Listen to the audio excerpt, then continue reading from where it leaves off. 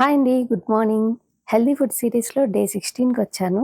లేచిన దగ్గర నుంచి వార్మ్ వాటర్, తర్వాత డీటాక్స్ డ్రింక్స్, యోగా, తర్వాత బ్రేక్‌ఫాస్ట్, మిడ్ మార్నింగ్ స్నాక్ ఇలా టైం ప్రకారం ఒకదాని తర్వాత ఒకటి చేస్తున్నాను కదా! ఒక్కొక్కసారి అన్నీ టైం ప్రకారం కుదరకపోవచ్చు. అందుకని నేను ఇవాళ ఒక ప్లేట్‌లోనే అన్నీ కవర్ అయ్యేటట్టు చూసుకున్నాను.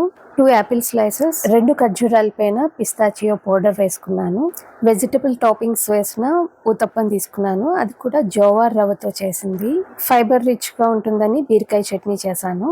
బ్రేక్‌ఫాస్ట్‌కి, వర్కౌట్‌కి మధ్యలో కనీసం హాఫ్ అన్ అవర్ అయినా గ్యాప్ వచ్చేటట్టు చూసుకుంటున్నాను.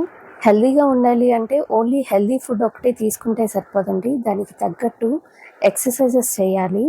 వాకింగ్ కానీ, యోగా కానీ, జిమ్ కానీ మీ ఇష్టం, మీరు ఏది ఎంచుకున్నా సరే. తర్వాత నేను ఇక్కడ లంచ్లోకి పప్పు, తెల్ల గలిజేరు కూర వండుతున్నాను.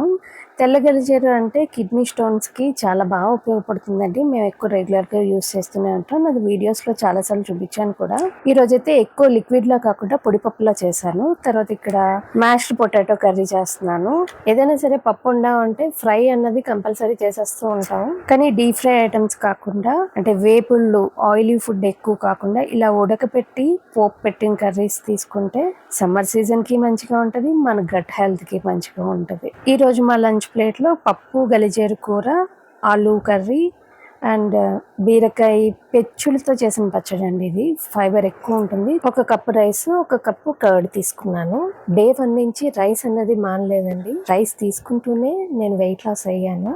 నెక్స్ట్ ఈవినింగ్ స్నాక్స్ టైంలో 2 టైప్స్ ఆఫ్ ఆప్షన్స్ అయితే చూపిస్తున్నానండి. Chana with chikki with green tea, తర్వాత మజ్జిగ విత్ పల్లీలు, 1 నువ్వులుండ. ఇదైతే నేను తీసుకున్నాను.